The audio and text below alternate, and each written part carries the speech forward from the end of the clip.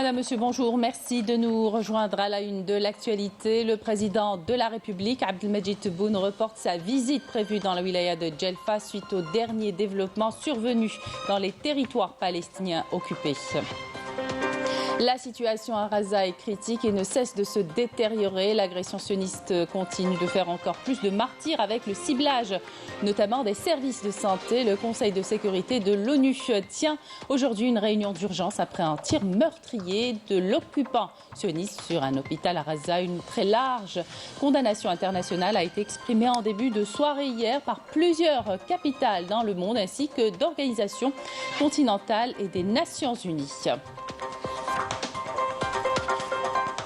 Bienvenue à tous. Le président de la République, Abdelmajid Tebboune, a décidé de reporter sa visite prévue dans la wilaya de Djelfa suite aux développements dangereux survenus dans les territoires palestiniens occupés en raison de la poursuite des bombardements sionistes sauvages et dévastateurs contre la bande de Gaza, faisant des centaines de morts et de blessés parmi les enfants, les femmes et les civils sans défense, ciblant les édifices, les écoles, les mosquées et les hôpitaux par des tonnes de bombes. Et vu les terribles massacres sans pareil, le président de la République considère que ces circonstances ne sont pas favorables pour effectuer une visite d'inspection à la wilaya de Djelfa. L'Algérie a condamné hier dans les termes les plus forts la frappe délibérée sur un hôpital dans la bande de Gaza par les forces d'occupation, faisant des centaines de victimes et plusieurs blessés parmi les enfants du peuple palestinien frère. L'Algérie appelle la communauté internationale, les organisations humanitaires et la conscience mondiale à intervenir immédiatement pour faire cesser ces actes barbares qui violent de manière éhontée le droit humanitaire international et les valeurs humaines les plus élémentaires. L'actualité donc marquée par ce génocide sioniste à Gaza contre l'hôpital de Ville Mamadani. Selon plusieurs sources, dont le ministère palestinien de la Santé, des centaines de martyrs et de blessés ont été recensés suite à des frappes de l'aviation militaire sioniste ayant ciblé l'hôpital où s'étaient réfugiées des familles palestiniennes dans la bande de Gaza assiégée. Le point de la situation avec Yasmine Msoudi.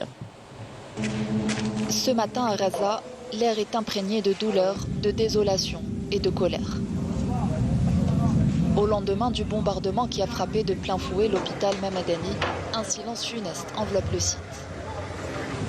Rompu seulement par les pleurs des familles des victimes qui convergent vers les décombres, cherchant désespérément des réponses.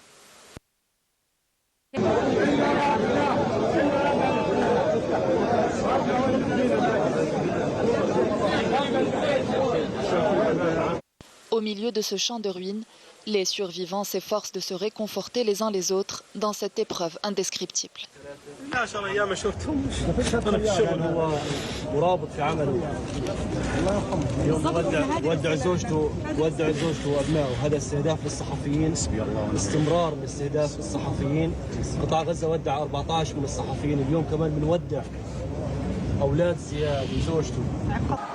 L'assaut impitoyable de l'entité sioniste sur l'hôpital Razaoui, où s'étaient réfugiées des dizaines de familles palestiniennes, a fait au moins 500 martyrs et des centaines de blessés. This is really a genocide. You can see all the dead bodies behind me, all of these casualties. They try to find a safe place in the only Christian hospital in Gaza. Al-Ahli National Hospital, Arab National Hospital. It's the only Christian hospital in Gaza. They try to find a safe place, they try to find a shelter. And they have been attacked by a barbaric bombardment. And all of these casualties came to the hospital, came as body parts amputated without any signs of life. We have received many casualties today in this massacre. This is really a genocide.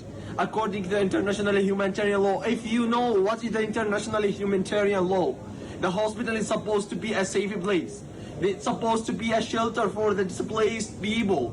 And this is one of my neighborhood. This is one of my neighborhood. His home is completely destroyed. He tried to find a safe place in the hospital, but he came again as dead body in our hospital here.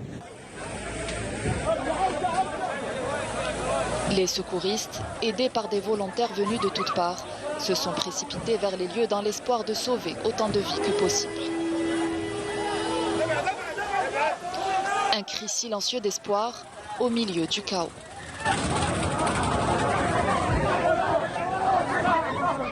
Et nous avons en direct de Ramallah Qassem Mouadi. Monsieur Mouadi, bonjour. Vous êtes journaliste palestinien basé à Ramallah. Avec cette agression de l'armée sioniste contre un hôpital de Gaza où s'étaient réfugiés des centaines de familles, qui a fait au moins 500 martyrs et des centaines de blessés, comment vous avez vécu cette nuit apocalyptique ?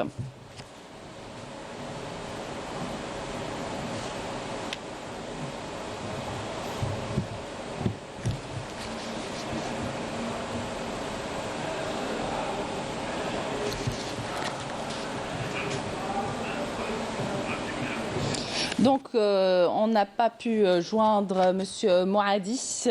Donc, on y reviendra tout à l'heure. Nous retrouvons à présent Zied Madour. Vous êtes professeur à l'université de Gaza et vous avez fait le choix de rester à Gaza. Pouvez-vous nous donner Donc, on a à présent Monsieur Mouad Qassem. Donc, Monsieur Qassem, comment vous avez vécu, vous vivez justement la situation à Gaza?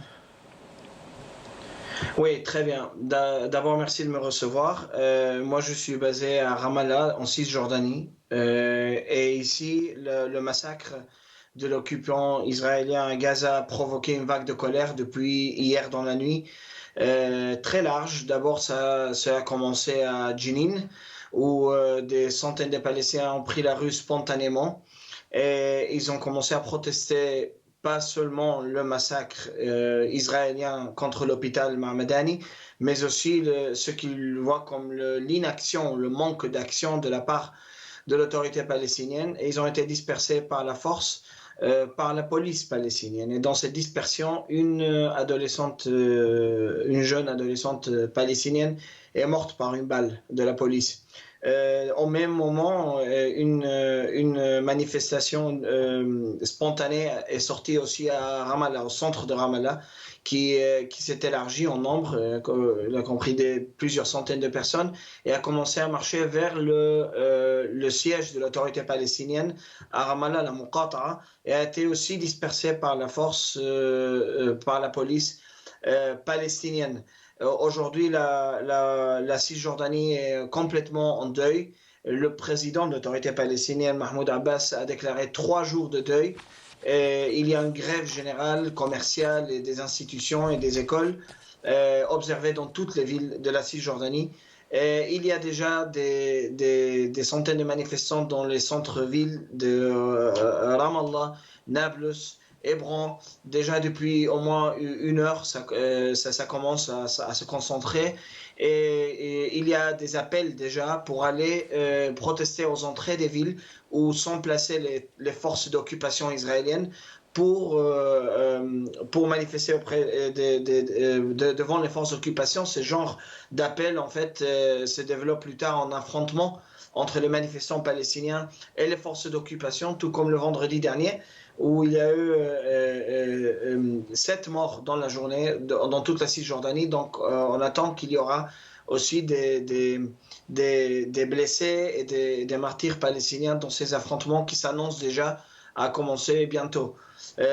Ceci dit, il faut aussi signaler que l'armée israélienne a verrouillé toutes les routes de la Cisjordanie, a augmenté le degré de répression contre la population palestinienne. Il y a eu 32 arrestations dans la Cisjordanie avant-hier. Et ce que j'ai lu ce matin de club de prisonniers palestiniens, plus d'une vingtaine la nuit d'hier. Et le vendredi dernier, dans les affrontements à l'entrée de Ramallah, d'habitude, l'armée israélienne utilise des balles au Kochouk. Le vendredi dernier, c'était que de balles réelles. Et c'est à quoi on s'attend aujourd'hui. Et justement, le Conseil de sécurité de l'ONU vote aujourd'hui une résolution. Donc le texte appelle à un cessez-le-feu humanitaire immédiat. Quelles sont vos attentes sur ce sujet ? Oui, il y a un grand sentiment de déception dans le territoire palestinien hier, après que le Conseil de sécurité a échoué à adopter une résolution pour un cessez-le-feu et permettre l'entrée d'aide humanitaire à Gaza. la résolution qui était présentée par la Russie. Aujourd'hui, il y a très peu d'attentes après que le président américain Joe Biden a déclaré son soutien, encore une fois, total à l'entité d'occupation israélienne il y a quelques heures. Depuis Tel Aviv. Il a même adopté et relié la version de l'armée israélienne comme quoi l'hôpital aurait été bombardé, aurait été cible d'un lançage de missiles palestiniens échoués. C'est ce qui rappelle en fait tous les mensonges de l'occupation israélienne dans des fois précédentes. La dernière fois qu'on a vu ça, c'était lors du martyre de la journaliste palestinienne Shireen Abu Akleh, que l'armée d'occupation avait accusé les résistants palestiniens d'avoir et puis toutes les investigations ont prouvé en fait ce qui s'était passé. Les gens sur place à Gaza ont très clair qui a bombardé l'hôpital, le nombre de morts et le dégât que cela a produit, mais cela montre encore une fois que les États-Unis sont de façon inéquivoque du côté de l'occupant. Ce n'est pas juste une puissance mondiale qui fait l'arbitrage. C'est un part dans ce conflit aux yeux des Palestiniens, et c'est pour ça qu'il y a très peu d'attentes. Monsieur Mouradi, comment vous voyez justement l'évolution de la situation à Gaza et dans la région ?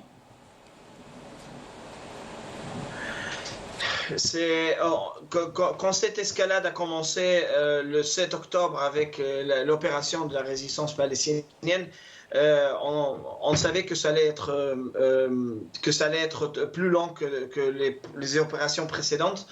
Ceci dit, le degré en fait de barbarisme et de brutalité employé par l'occupant israélien cette fois-ci a dépassé toutes les fois précédentes.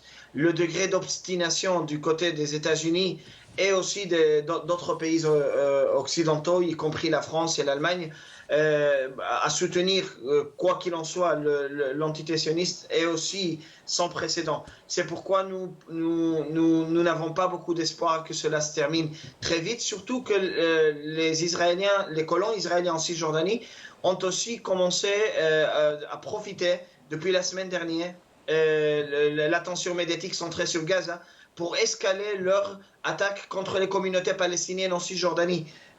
Déjà en Cisjordanie, il y a 50 Palestiniens qui ont été assassinés par l'armée et par les colons, et 2 communautés palestiniennes au bord de la vallée du Jourdain qui ont été déplacées complètement déplacées. Nous avons des centaines de Palestiniens qui sont en Cisjordanie, déplacés, dormant dans des jardins à nouveau.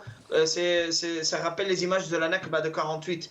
Et donc, il est très clair que l'entité sioniste se sent en totale impunité, avec un soutien total des grandes puissances du monde, et un silence aussi, il faut le dire, de la part des États, de la plupart des États arabes, qui fournissent à cette entité sioniste un sentiment d'impunité pour continuer d'escaler contre le peuple palestinien. C'est pourquoi la situation humanitaire à Gaza est chaotique. Comment vous voyez la situation sur le plan humanitaire? Elle est plus que chaotique. Déjà, les organisations internationales et les organisations humanitaires annoncent déjà une catastrophe humanitaire imminente dans les prochaines heures. Le combustible nécessaire pour faire fonctionner les hôpitaux est déjà à quelques heures d'être épuisé complètement. Plusieurs hôpitaux sont sortis du service. Et en plus, l'aide humanitaire elle est bloquée d'entrée à Gaza. Nous avons vu que l'Égypte a essayé de faire entrer de l'aide humanitaire et que l'occupation israélienne a bombardé le point de passage de Rafah. Cela s'ajoute au fait d'avoir au blocus l'intensification du blocus et l'interdiction de l'entrée du combustible et de la nourriture et de la médecine dans la bande de Gaza. Donc pratiquement les habitants de Gaza sont renfermés et il n'y a pas d'électricité. Nos collègues journalistes à Gaza peinent à pouvoir se communiquer. Et cela annonce vraiment qu'il y aura une catastrophe humanitaire dans des proportions qu'on n'a pas vues auparavant. qui s'annonce dans les prochaines heures. Merci à vous, Qassem Moadi. Vous êtes journaliste palestinien basé à Ramallah. Merci pour toutes ces informations. Et nous retrouvons par téléphone à présent Ziad Madour. Vous êtes professeur à l'université de Raza. Vous avez fait le choix de rester à Raza. Pouvez-vous nous donner de vos nouvelles et de la situation catastrophique à Raza où la désinformation s'invite? Tout le monde à Gaza se le choque, moi, toute la population, on est horrifié, effrayé par cette nouvelle étape de violence, de bombardement, de crimes. C'est la réalité. Après, pour les Israéliens, avec leurs mensonges, avec leur propagande, ils se défendent comme d'habitude. Donc, ils sont très contradictoires. D'ailleurs, ils disent, nous sommes en train de viser les factions militaires à Gaza qui sont très puissantes, que leurs missiles sont très forts, que leurs missiles arrivent jusqu'à nos localités, jusqu'à nos aéroports, nos maisons. On est obligé à riposter. Et après, ils disent, oui, ces factions, parce qu'ils utilisent des moyens artisanaux, leurs missiles, ils sont traditionnels, c'est pour cela qu'il y a un missile qui est tombé dans l'hôpital. Vous voyez un peu. Donc personne ne peut croire. Donc tout le monde maintenant, il est au courant de qu'est-ce qui se passe sur le terrain. La réalité sur place, personne ne pourra la cacher. Et l'armée d'occupation, il continue ses frappes et surtout ses mensonges et sa propagande. L'objectif israélien, c'est semer la terreur, c'est faire partir la population, c'est mettre la pression sur cette population civile de Gaza. Hier, c'était dramatique. On a l'hôpital Ahli, donc arabe, il se trouve à 2 kilomètres. Il se trouve dans un quartier défavorisé. Et en dehors de sa mission humanitaire et médicale, cet hôpital donc hébergé presque 10 000 personnes défavorisées. Ces gens qui habitaient à côté, qui ne pouvaient pas aller au sud parce qu'ils n'avaient pas les moyens, donc ils ont hébergé l'hôpital. Il a ouvert ses portes pour héberger ces personnes défavorisées, ces rescapés, ces déplacés. Merci à vous, Monsieur Ziad Madour. Je rappelle que vous êtes professeur à l'université de Raza. Soumise à un siège sioniste et à d'intenses bombardements, Raza fait face aujourd'hui à une catastrophe humanitaire. Les médicaments s'épuisent et le carburant en général s'épuise. Donc pas de générateur électrique qui fonctionne et alimente les unités de soins intensifs. L'approvisionnement de la bande de Raza en eau, en nourriture et en médicaments est également coupé. Naïma Haouch. Ces images datent d'il y a quelques jours, quand les enfants avaient encore quelque chose à manger. Ce n'est plus le cas. Aujourd'hui, il n'y a pas une goutte d'eau, pas un grain de blé, pas de médicaments et pas 1 litre de carburant. Raza vit sa pire crise humanitaire. Les Razaouis n'avaient pas déjà grand-chose. Aujourd'hui, ils n'ont plus rien. Exposés à une double insécurité, sécuritaire et alimentaire, les Razaouis dépourvus du droit international humanitaire s'étranglent.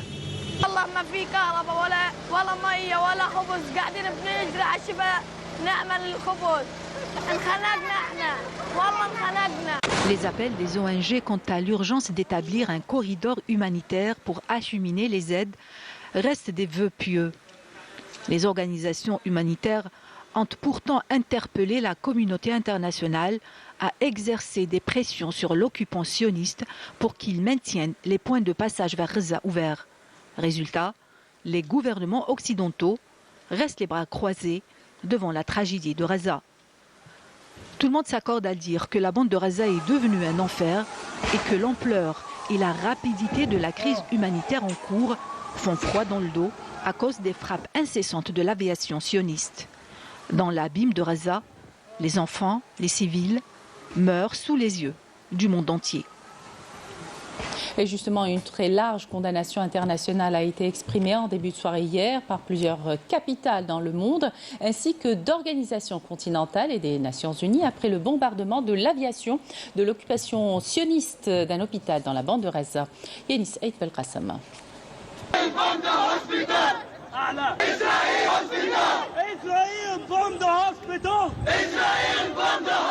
Libérer Gaza, libérer la Palestine et une minute de silence ont été observés à travers plusieurs capitales du monde, que ce soit en Occident ou au Moyen-Orient, condamnant les crimes contre l'humanité commis à Gaza par l'occupant sioniste.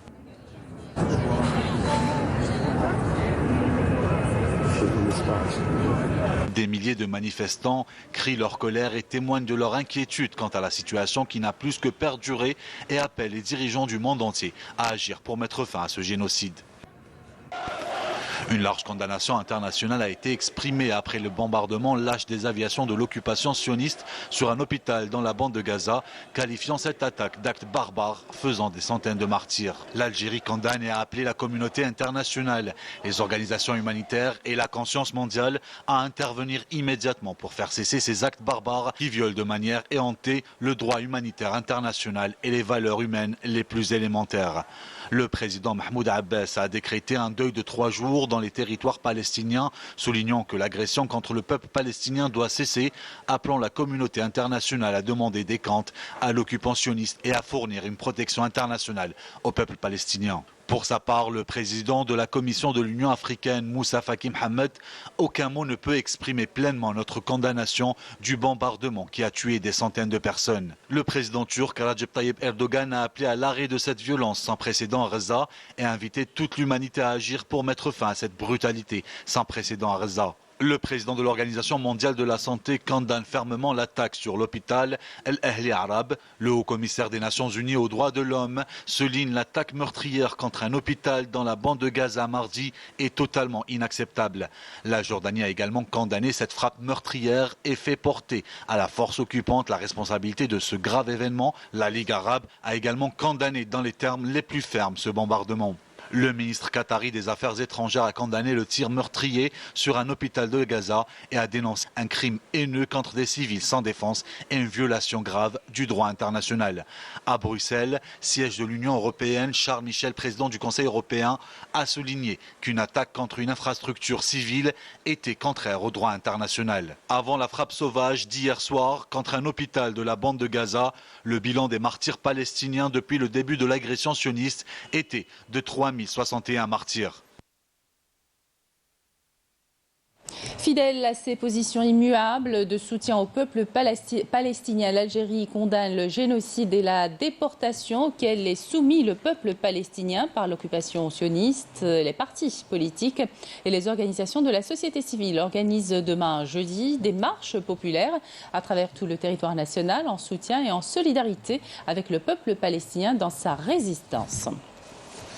Dans le cadre de la célébration de la Journée nationale de l'émigration, commémorant le 62e anniversaire des massacres du 17 octobre 1961, et en hommage aux vaillants martyrs de la glorieuse guerre de libération nationale, le général-major de la première région militaire a supervisé la cérémonie de baptisation du siège de réserve générale des véhicules et engins à Ain Sara, au nom du défunt Moudjahed Qaddour Belqasmi du siège du 31e régiment de missiles sol-air, au nom du défunt Moudjahed Bourada Ali et le quartier général du 101e régiment d'artillerie sol-missile, au nom du martyr Khaldi Makhlouf.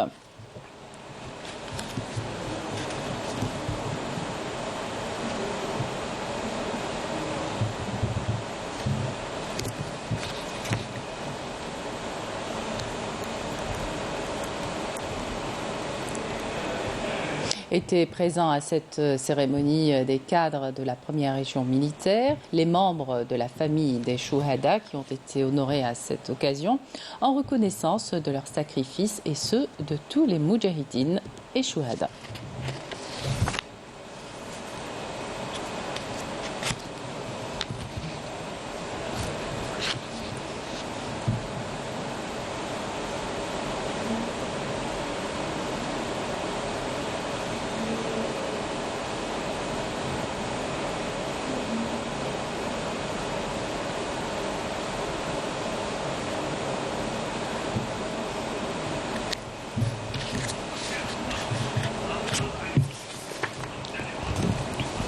Donc, je vous le disais, étaient présents à cette cérémonie des cadres de la première région militaire, les membres de la famille des Chouhada qui ont été honorés à cette occasion en reconnaissance de leur sacrifice et ceux de tous les Moudjahidines et Chouhada.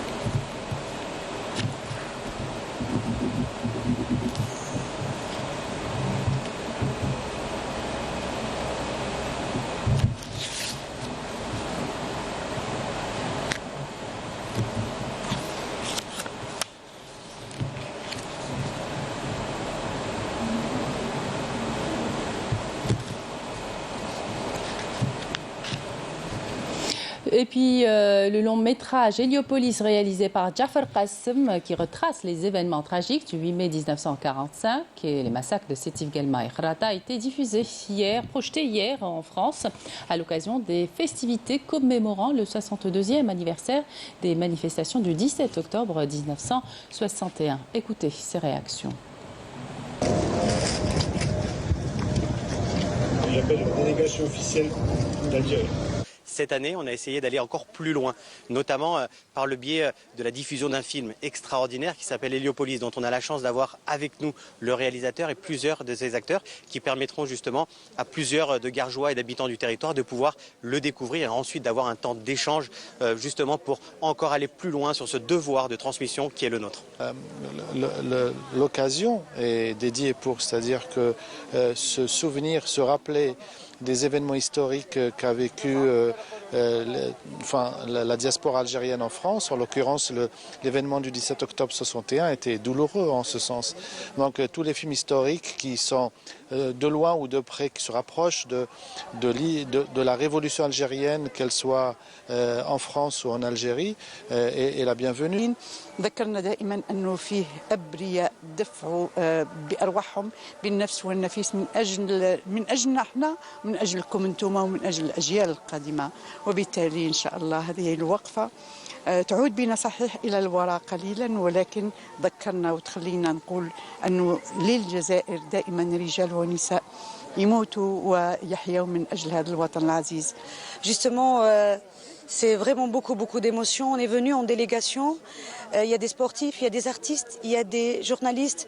Et on a envie de rendre hommage à ces chouhada et de leur dire que voilà, on prend le relais.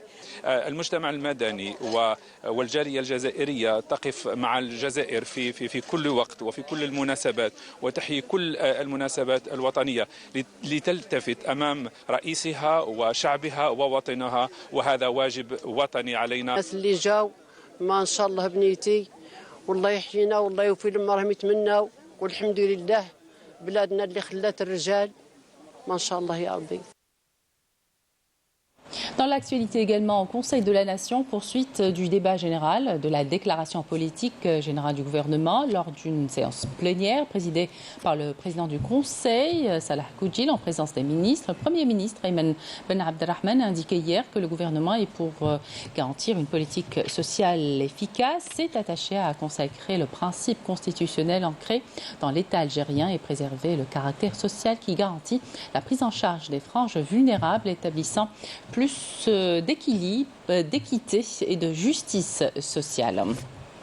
Et puis, poursuite des travaux de la 20e session de la réunion ministérielle Afrique-Pays nordiques sous le thème renforcement du dialogue sur la base des valeurs communes. Une conférence de presse est prévue au terme de la rencontre au Centre international des conférences Abd Tefrahel à Alger. Et pour terminer, on rappelle le bilan du génocide sioniste à Gaza contre l'hôpital de Ville Mamadani. Le nombre de martyrs palestiniens s'est élevé à 3061 depuis le début de l'agression sioniste contre le peuple palestinien. Le 7 octobre, selon plusieurs sources, dont le ministère palestinien de la Santé, des centaines de martyrs et de blessés ont été recensés suite à des frappes de l'aviation militaire sioniste ayant ciblé hier l'hôpital où s'étaient réfugiés et des milliers de des familles palestiniennes dans la bande de Gaza assiégée. Voilà, c'était la dernière information de cette édition. Merci de votre attention. Excellente suite des programmes sur Canal Algérie.